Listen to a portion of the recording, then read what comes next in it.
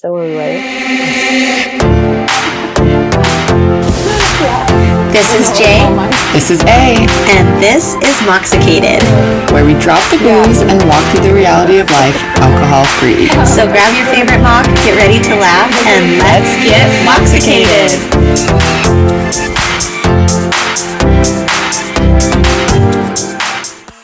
Hello, how's it going? A little strange. How are you? Oh, hey. Hey. Performing today. Hello. From these mics. Sorry, I'll try not to move it like that. I don't want to move mine either. I'm terrified. Oh, You know that nothing has ever stopped us. never. It's going to be hard not to look at it when it's right in front of us. Yeah, it is. We had some technical difficulties this morning, but we're here. We're here. Don't mind the cords. Yeah, don't mind the cords and the random Mics. We may have misplaced a piece to our I missed setup. it. Okay, we were gone this weekend, weren't we? Yes, we were. We went to Arizona. Yes. It was the best trip, literally ever. Ever. Why did we go to Arizona? Just wanted to. Just kidding. The cacti. The cacti. Intrigue us. We went to Arizona together as Moxicated to a sober mom retreat. Yes. Yes. Well, we are anywhere we go is really moxicated because Yes. we Yes. are I know, moxicated. yeah. I don't know why I said it like that. We went as us, but also Yes. happened to be mox. And, you know, the last time, before we get into what we were doing and how it was and stuff, the last time we went to Arizona together, what happened? Okay, Truly, so I don't remember what happened. we boarded the plane after probably having drinks at the airport. because We, were very We much- met at the bar. It didn't matter what time you get to the airport, you drink. Right. You drink Yes. when you're a drinker. Yes. But so the flight from where we live to Phoenix, Arizona is about 52 minutes. Seriously, like 47. Round up I to mean, round down. like, really. There's no time for error or... They barely have a chance to deliver anything. Yeah. So at this point, we're young. We're maybe 21, 22. And when the stewardess asked us our drink order, we said 2 vodkas. Well, we knew we had to make it count because it was a 47-minute flight. Yes. And we knew that they only came by once. Like, you know, for the longer drinks, sometimes they come by twice and you can get a refill. Yeah. We knew we couldn't get a refill, Yeah. so we needed So to we both still ordered get our 2 each. drinks each. And she kind of questioned us, and we were like, Bring them. bring them. You're not our mom. Give us our drinks. Like, we're on a trip. We can do whatever we want. Bring them.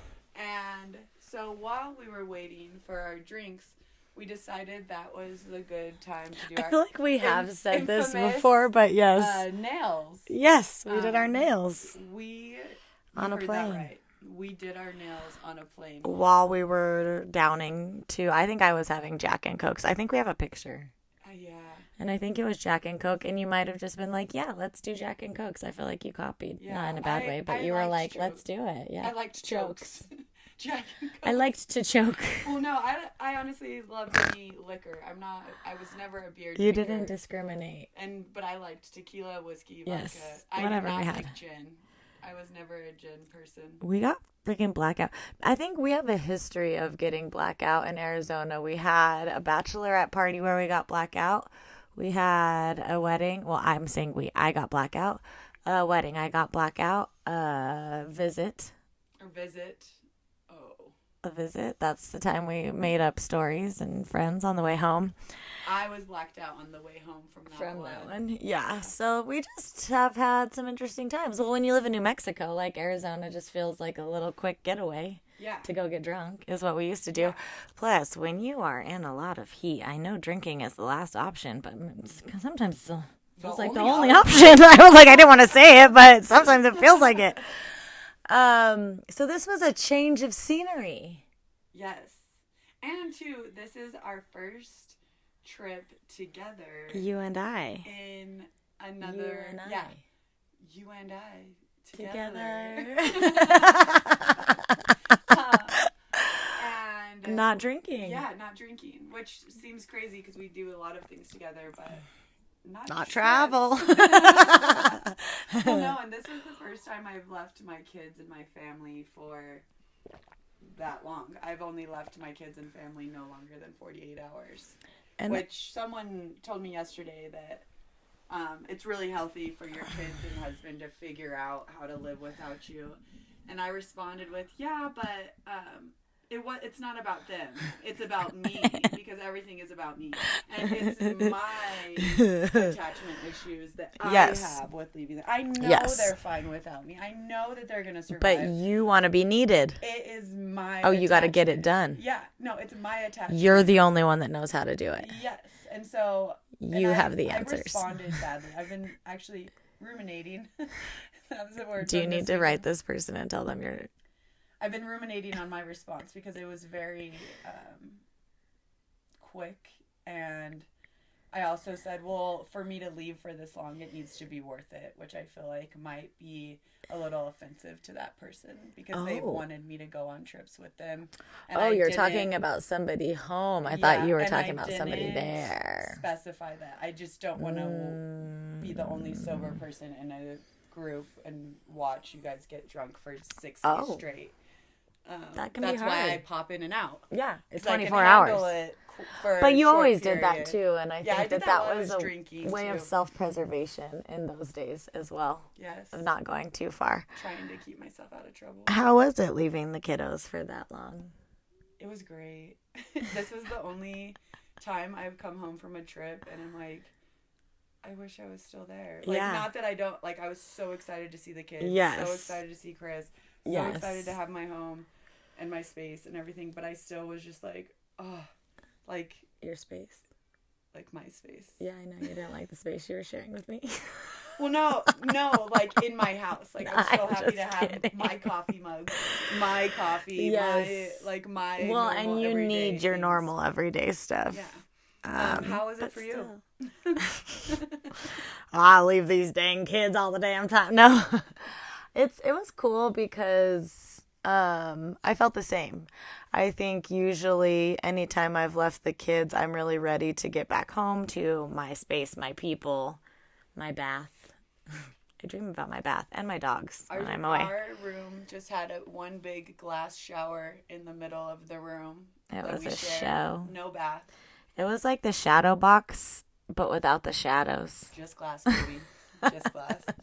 If you don't know what the shadow box is, just Google You didn't Phoenix go to the Pulse. 2007. I don't always call it the Pulse.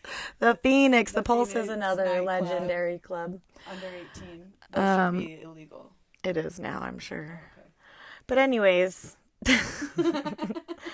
I think the coolest part, so we went for a retreat. Yes. Right? And this was hosted by Suzanne Ware.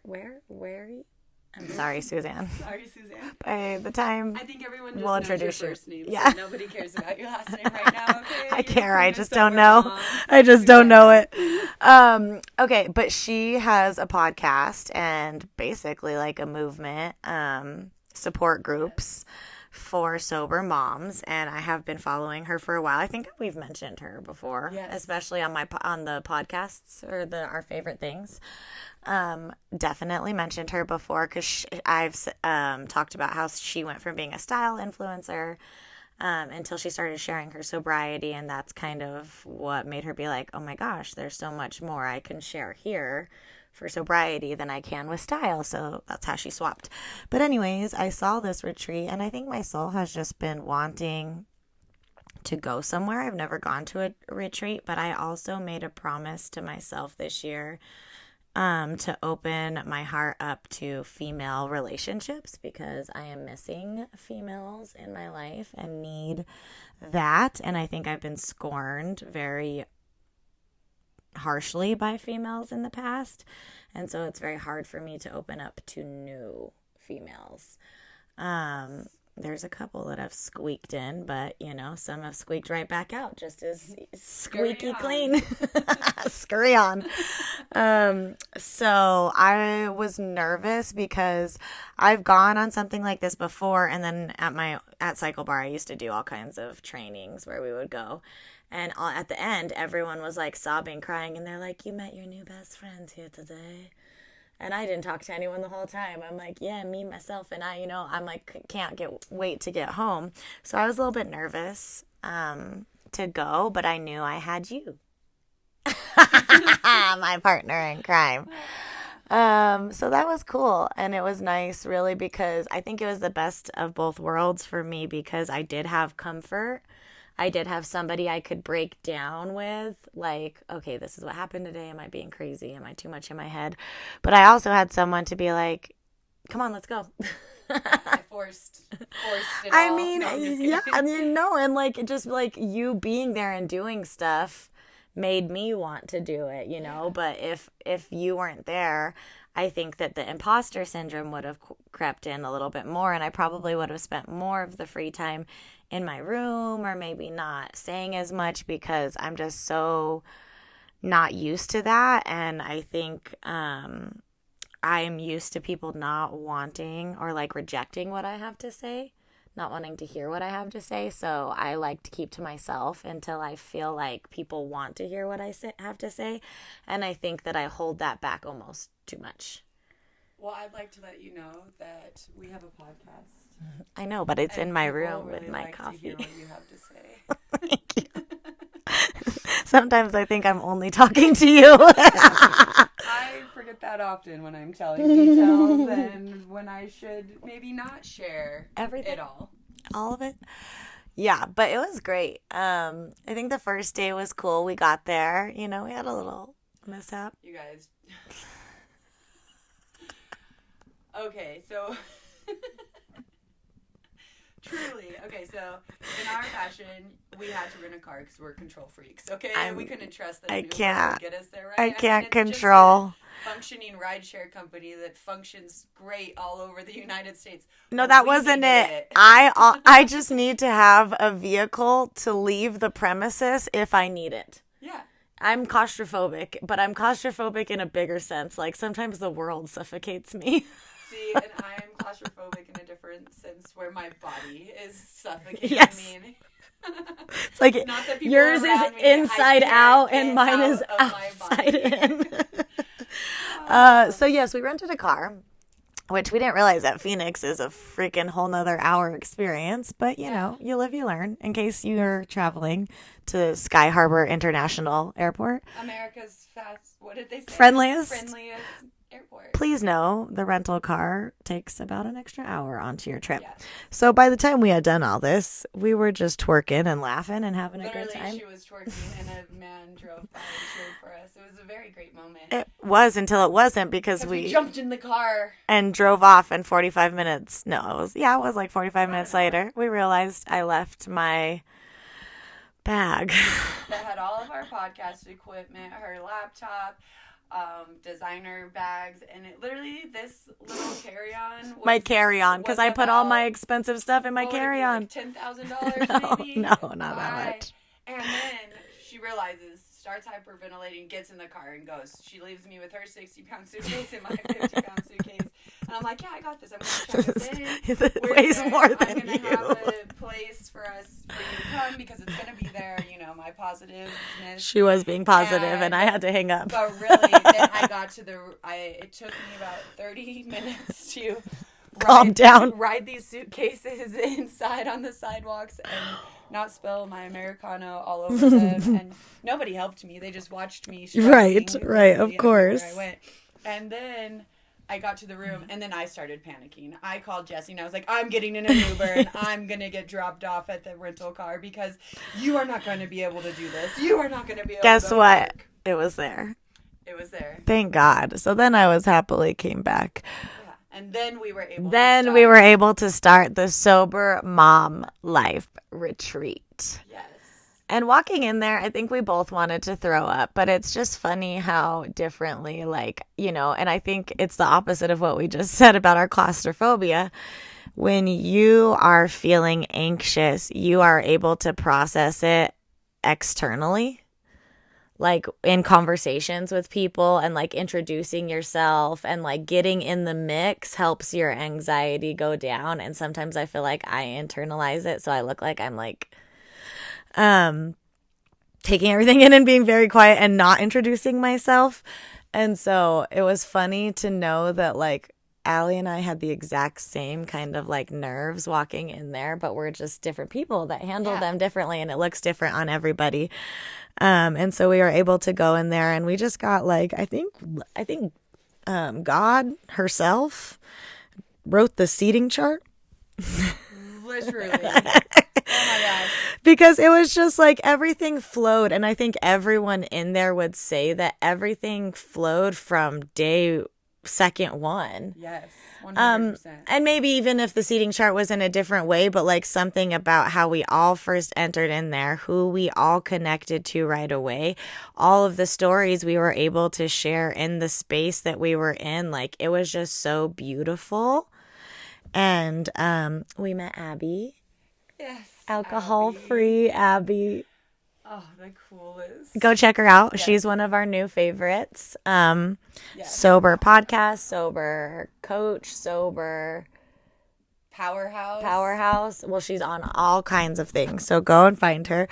But she was one of the first amazing women that we met and connected with and kind of became moxicated. Yeah. Well, because it could be A squared, J and A squared. Yes. Anyways, I digress. But that night was fun because we had to do 2 truths and a lie, which everybody knows. That's like, I feel like that's the go-to icebreaker, and everyone collectively groans like when you say that out loud. And it's so funny to be at this table with intelligent, and I mean intelligent women, because we're all analyzing this, right? So we're like, okay, well, if you say this, then that's too easy.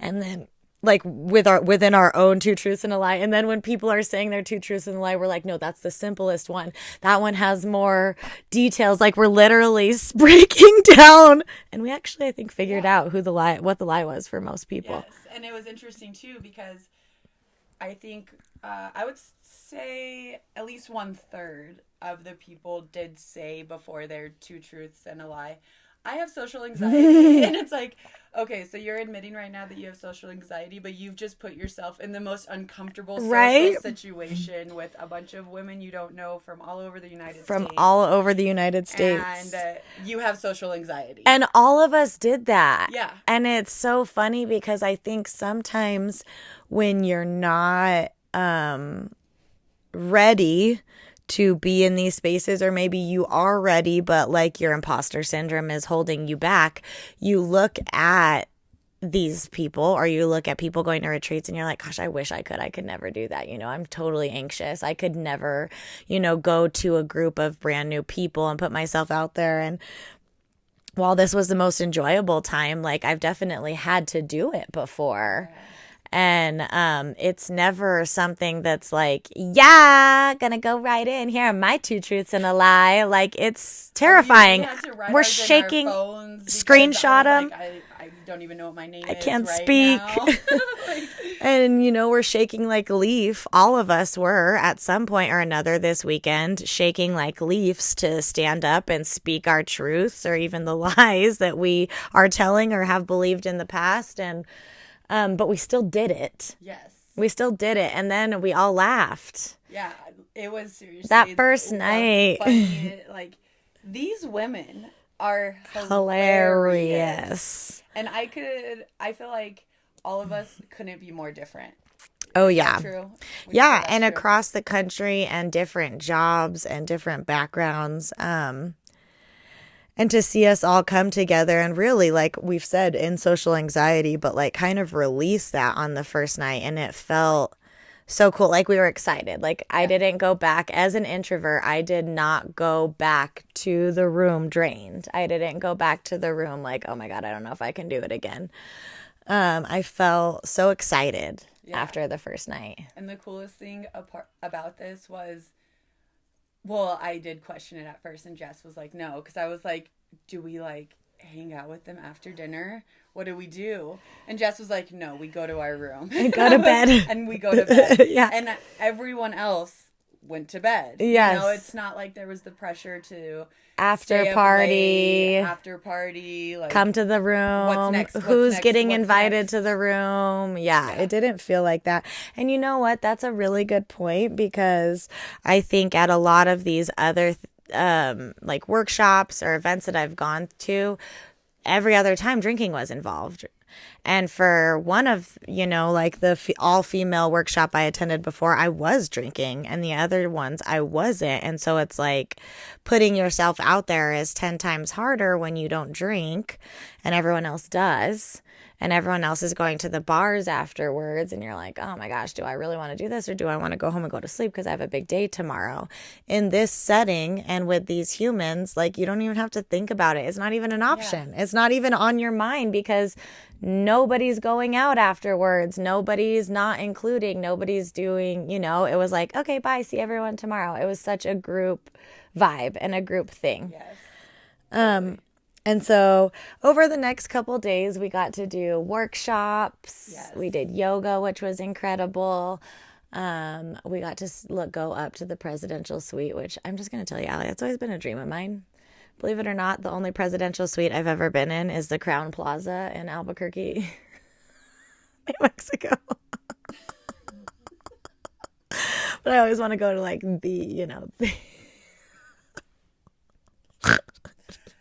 it's really classy up there. You can see the whole city.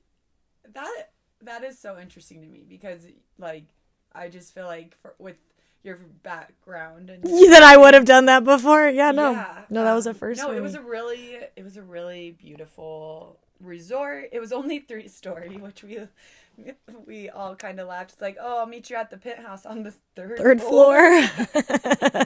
Third floor, high up in the sky. Still, in the shadows of Camelback Mountain. Yes, that's where we were. Mm-hmm. But so it was so interesting. We had, which it was called discussion time, which it was group therapy, 100%. Like, it was the very vulnerable. The first group session, which you guys know I love to talk. I love to put myself out there. I'm the one that can't handle the silence, so I start telling about all of the things that I've ever been through. Which she did all weekend. When we sat down for dinner at the first night, literally. Everything came out. Well, because they were like, ooh, what are you ordering? And I was like, here it comes. Here it comes. I have a couple allergies. Oh, what are you allergic to? Let me tell you. But this first session. Yeah. But so this first session, like, I couldn't even speak. I was trying to not hysterically cry loud. I was silently bawling because I already knew that the eyes were on me because tissue was brought to me. That always makes it worse. I couldn't control, I couldn't stop the tears. I was just holding my body to be like, so I wasn't like, whoa, yeah. It was, I can't really even explain the emotion that came over me. And I am 8 years sober. I am confident in my sobriety. And it was do you feel like there were a few words that someone said, or maybe a situation that someone said that was triggering for you? Do you think it was just being seen in that setting? What did you think it was that really was the tipping point for that emotion? Are you crying right now? Oh, sorry, I wasn't looking at you. I was looking forward. I know exactly what it was. Yeah. And I haven't even voiced it even to you. You don't have to if you don't want to. So Suzanne talked about the first time she got drunk. And still, the first time I got drunk was a really bad place. Yeah. And I was just so young. And I do what I did that day. I still do it till this day. That I knew I got drunk, but I was so drunk. I was in 6th grade. I was with scary people. And I let them put the clown makeup on my face, and I did a weird show, and they were all laughing at me. But I can't let people laugh at me. I have to be the one that makes them laugh. Yeah. I think that people are laughing with me, if that makes sense. Right. I don't know if I said that right. Yeah, you don't want people laughing at you. You want to be laughing with them. That's why I get in front of everything. Right. That's why I tell people the first second they meet me that I've had a spinal fusion, or things like that. It's not funny, but I mean, he is our hero, but it is like P. Rabbit and that rap battle. I'm going to tell everyone everything they have to say so you don't have anything left. Mic drop. Yeah, that's 100%.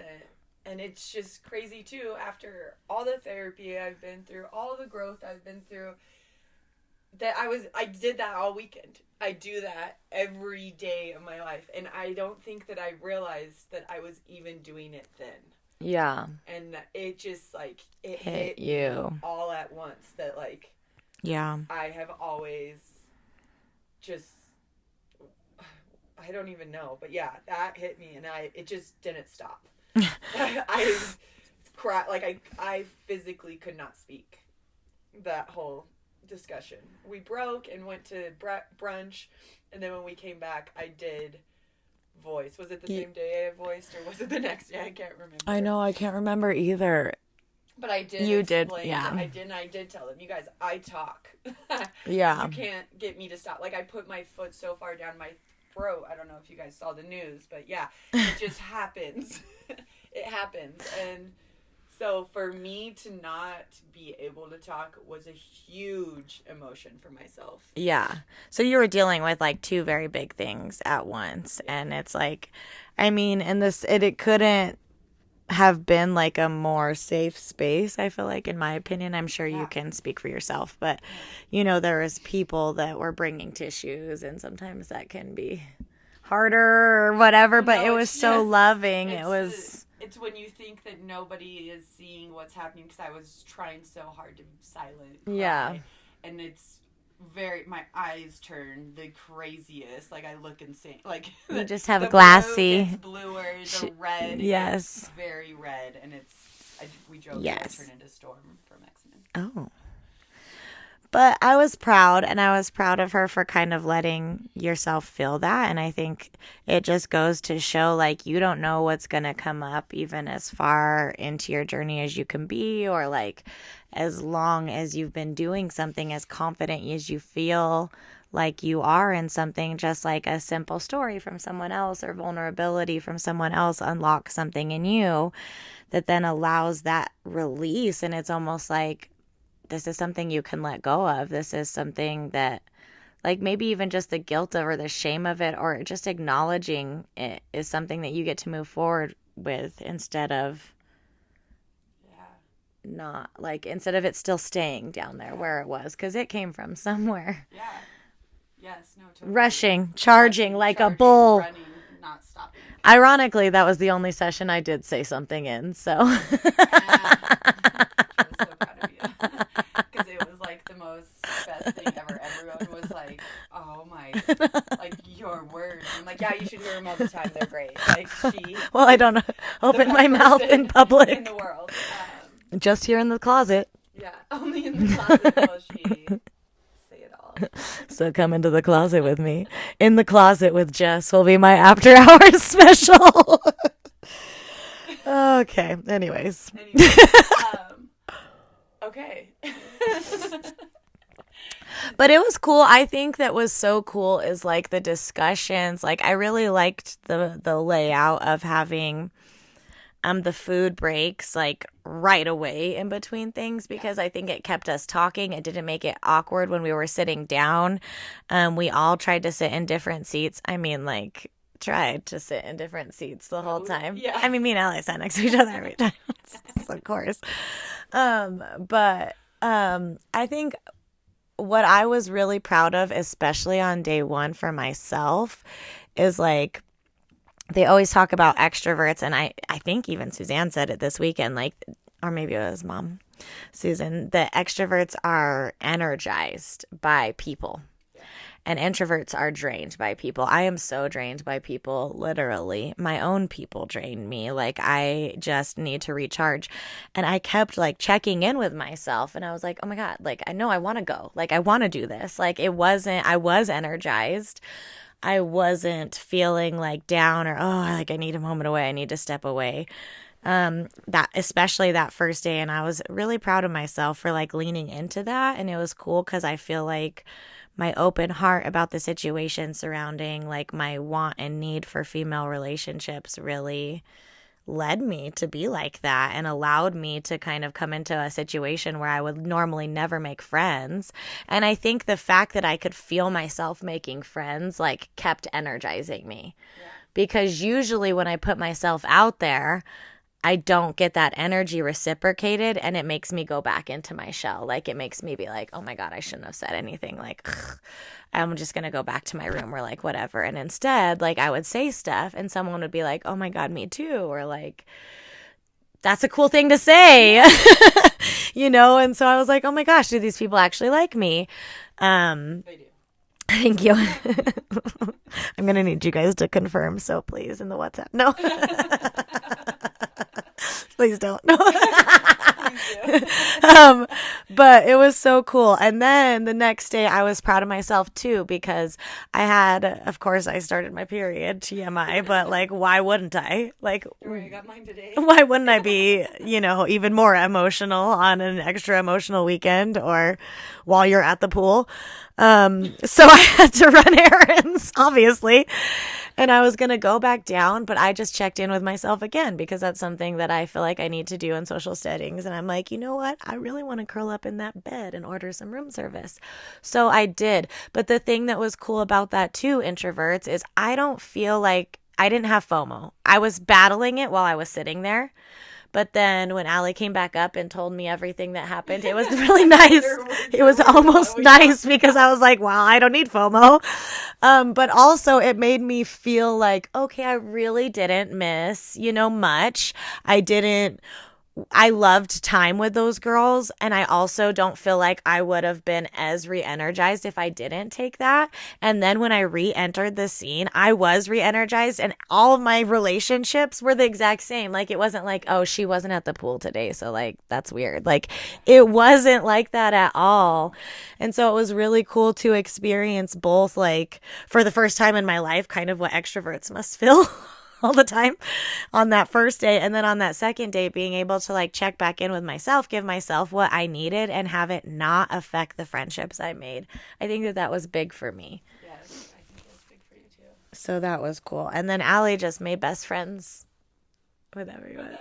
Because including I Edward. high off people. Edgar. Oh, he did a mocktail demonstration for us. I was trying to think of the word. And this shimmy, you guys, if you're on YouTube, it was like while he was shaking. Oh. Whoa, my hand. It's okay. We won't do that again. We won't be doing that one again on but YouTube. He was great, and he's our friend. Spanking the mint, making eye contact with me. He told you, if you're making mocktails, you guys, you got to spank the mint. Spank the mint. So, like Edgar. And keep eye contact. But no, I do love making friends everywhere I go. When we were out at one point, I made friends with I felt neurodivergent person. Craig. And he was like, and Jess was laughing the whole time, dying at me, because she's like, I would have never had that interaction with the person that you just had. She like opened him up his beautifulness and allowed him to be himself in a work situation. It was really cute. And he was just a cashier. If there was someone this is what I told Allie, one of her superhero powers is, especially for an introvert, it was so cool to see all weekend, because if you think Allie just does this, like, when people are around, she doesn't. She literally. Well, I don't know. The cashiers. Every person that we had to have some kind of like pause. The person in the elevator. Yeah, or like the cashier, or the person the hostess at the hostess stand, or whatever. Like, Allie interacts with, and I see a lot of times there's people that come into a situation and say something, and everyone's like, but she comes into a situation, or just to one person, and the other person's like. She comes into a situation, and even in my head, I'm like, if Allie talks to this girl, I bet she's not going to be nice to her back. And Allie will say one thing, and the girl, like, goes from, like, to, like, yeah, and, like, starts being friends with her. And I think it was such a beautiful thing to see, because she makes connections for 2 seconds with random strangers. So it's just a testament to all the connections she made this weekend with, like, hours and hours and days with these wonderful women. Yes. No. I'm like, I feel like we could have an episode where we say what we love about each person. And we will, because we've invited them all to come on Monks. Yes, we do. Oh, seriously, it was so our brains. Like, we were so inspired by everyone. We were like, oh my gosh, the world needs to know about you. Each and every person there, yeah. Will you come change talk? the world? You know, like, yeah. Like, you would add so much value if you would just talk to our listeners, you know, and all of that. And I think it was kind of a lot for a couple of people because I can be a lot at times. But I also let them know, you know, you can share as much as you want, or as you, like, but all these women, their careers, their where they are in life, where they are in their sobriety, where they are in motherhood, like, there was not one person alike in this group. Everyone was so different, and by the end of it, I felt like we were all the same. I don't know. We're all like from the same family. Yeah. Yeah. Like nobody can break the bonds that were made this weekend. And two, I think. Okay, so I wear one of my bracelets that I've been wearing consistently right now is to help me not judge other people and for also me not to get judged. It's like I can't think of the stone that it is, but that's what I wear. And so every time I look at it, I think about judgment, whether it's me being the judger or a person judging me. And so I am constantly reminding myself, like, hey, this is a judgment-free zone. These are judgment-free people. Nobody is judging you, you know. And it always just surprises me how when I like have that little mantra in my head, how it actually works. And I did not feel judged. No. 1 second there. I was surprised at like how funny some of these people were. Like, and I don't think that that's like me placing a judgment like that person's not funny. I just like there were so many imposters here that didn't think they were the talents were unbounding. Like they were just everyone had everything, and I think too that's another cool part of it. And I just really am like I've been thinking about it a lot, and I'm not just gonna sit here. It's not recording, Allie. It is. Oh, sorry. I'll cut it out. And I just feel like all of these other times I've gone to places, I did feel judged. I did feel, and you know, even if it was all me, I did feel all of this. And I don't know if there's something about just the more and more I've been thinking about this, the sober community and going through all of the things that the sober community has gone through has like forced us to just be more intentional, be more open to things that we wouldn't be open to before. And I think that that is totally a testament of where you can go and who you become when you stop drinking alcohol. Like that's when things become limitless, is when you are able to find your normal life in sobriety. Every single one of these women, they weren't perfect, but they were hilarious. They were intelligent. They had amazing children. Like hearing about some of these kids and their hearts and the way these mamas are raising these kids, like it was truly incredible. And I think I owe it all not just to these amazing women, but the work that they've done in their life. And going to something like this is like evidence of that. Like you're willing to put yourself in uncomfortable spaces, not because you like it, but because despite your social anxiety, you are looking for something else, something bigger, something more, whether it's friendship, whether it's normalcy, whether it's to be seen or to be vulnerable or whatever else it is. And I felt that. Yeah, so much. I think.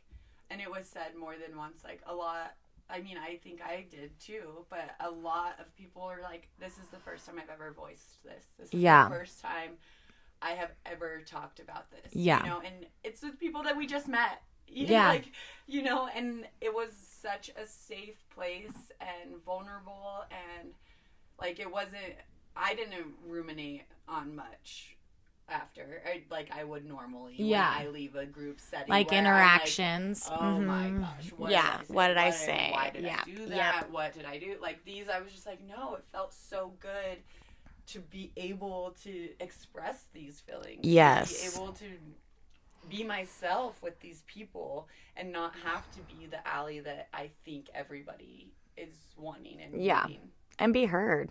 Yeah. Because almost every person that shared something, there was at least one other person in the group that's like, me too. You know, like me, that's also happened. Or I didn't think that was so normal. Or I've held shame and guilt for that for so long.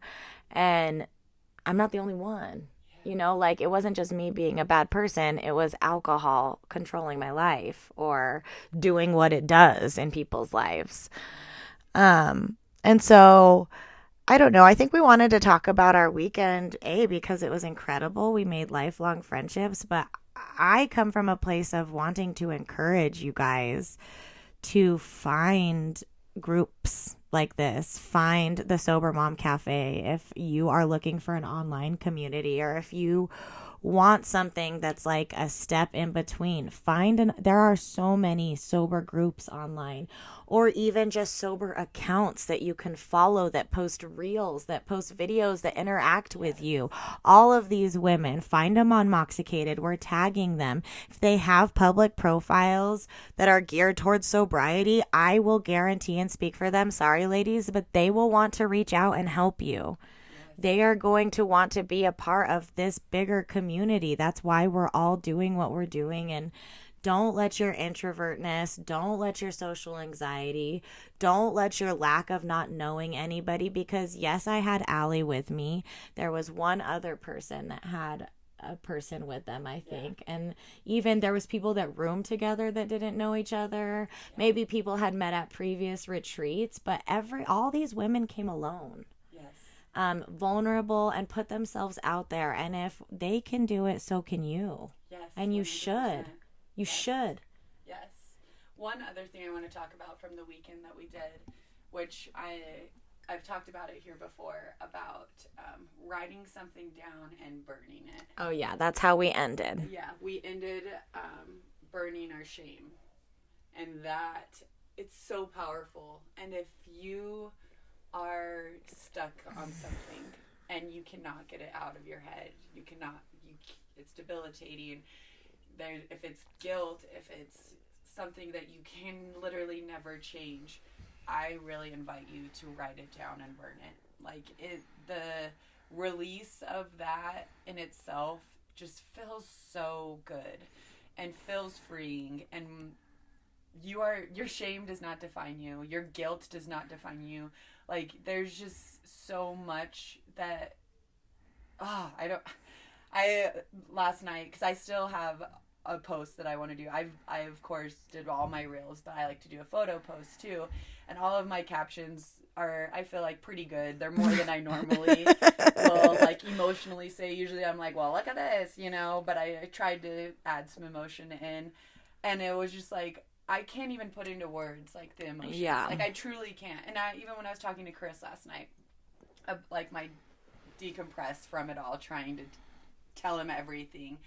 And he was just even like, it sounds like life-changing. Like, it truly sounds so sweet. So cool that you were in this space. And he was like, you don't have to explain the emotions, because it doesn't sound like anybody that wasn't there will truly ever understand the emotions that you guys felt together.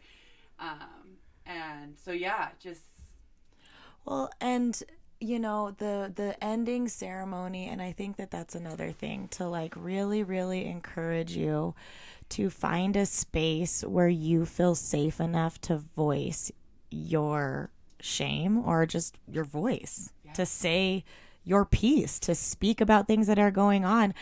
Because within that burning ceremony, you know, we were invited, we didn't have to speak before or to say it out loud. And I think that something that this podcast has created for Allie and I is an avenue to say our shame, to speak our vulnerability, to say out loud, like, I drove drunk, I was drinking with my children around, I prioritized alcohol over my kids sometimes. Like, we've created this space to be able to say it, and we are healing every time we speak it.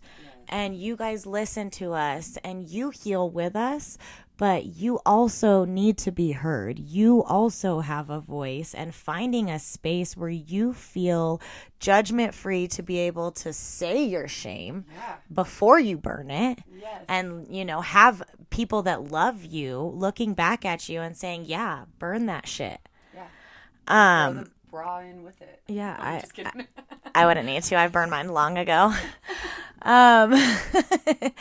But, you know, like, and if that safe space is us, literally DM us your shame. We're not. You've heard ours. You need us to do another round? DM us. There's nothing between the two of us we haven't heard of, seen, or done. Yes. So you have a safe space with Moxicated, and we can't wait to introduce you to all of our friends. Yes. Please go check out Sober Mom Life. Go follow Suzanne. It's a wonderful thing that she's doing and connecting all of these beautiful, intelligent, hardworking women, resilient women together. And you guys can be a part of that group. Yes. Just find us, your crew, whoever. Yes, find your crew. And we love you, babes. Talk soon.